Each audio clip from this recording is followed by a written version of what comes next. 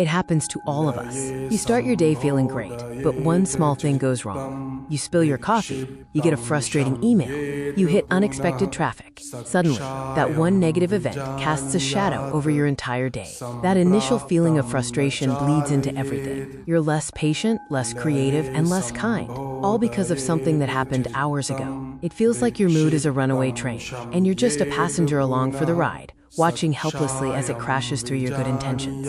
What if you could contain that initial spark of frustration? What if you had a control panel for your mind that allowed you to acknowledge a bad feeling without letting it become a bad day? That control panel is called self-regulation, and it's the difference between being managed by your moods and being the manager of your moods. Welcome back to Smarty Bytes Cafe.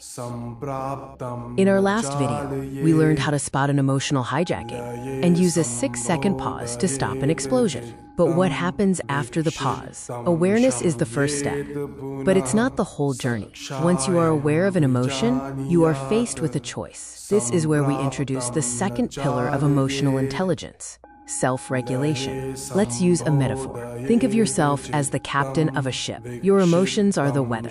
You cannot control the weather. Some days will be sunny and calm. Other days, giant storms of anger, anxiety, or sadness will appear on the horizon. A captain with no self-regulation panics when the storm hits. They let go of the wheel, and the ship is tossed around violently by the waves, thrown completely off course. But a captain with high self-regulation does something different. They see the storm coming. That's self-awareness. They don't waste energy trying to stop the storm. Instead, they grab the wheel firmly, adjust the sails, and focus all their energy on steering the ship through the storm, keeping it on course. Self-regulation isn't about not feeling the storm. It's about knowing that you are the ship's captain, not the storm itself. The storm is just weather passing through. Your job is to keep steering toward your destination, your goals, and your values.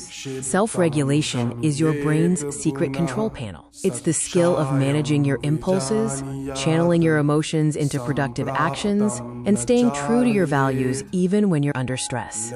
Awareness is the first step, but it's not the whole journey. Once you are aware of an emotion, you are faced with a choice. So how does a good captain steer? They use specific tools. Here are 3 powerful self-regulation techniques you can start using today. First, reframe the story. The way you interpret an event determines the emotion you feel. If your boss gives you critical feedback, you can see it as, "They think I'm incompetent," which leads to defensiveness. Or you can reframe it as, "They trust me enough to give me feedback to help me grow," which leads to motivation. Same event, different story, different feeling. Second, interrupt the pattern. When you're stuck in a negative thought loop, sometimes the best thing to do is a pattern interrupt. This is a simple physical action that breaks the mental cycle. Get up and walk around the room. Splash cold water on your face. Put on upbeat music for 2 minutes.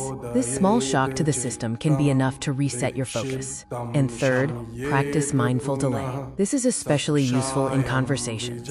Instead of responding instantly when you feel defensive, make a rule for yourself. I will always wait 3 seconds before responding to criticism. This small delay gives your thinking brain time to catch up with your emotional brain, allowing you to choose a response that serves your goals. This week, let's practice becoming a better storyteller. The next time a minor frustration happens, someone is late for a call, a project gets delayed, you make a small mistake, I want you to pause and catch the first story you tell yourself. The story is probably negative. Then ask yourself one question. What is one other way I could look at this? You don't have to believe the new story 100%. The goal is simply to prove to your brain that your first interpretation isn't the only possible reality. This builds the mental muscle of reframing. Self-regulation is the essence of emotional maturity. It is the ability to live by your values, not by your fleeting moods. It's the freedom that comes from knowing that while you can't control the storms of life, you are always, always the captain of your own ship. Mastering this skill allows you to respond to the world with thought and purpose, rather than just reacting to it. If you want to learn how to better understand the emotional weather of others, make sure you subscribe, because in our next video, we're exploring the powerful skill of empathy. For today's question, what's a common situation where you'd like to practice reframing the story? Share it in the comments below.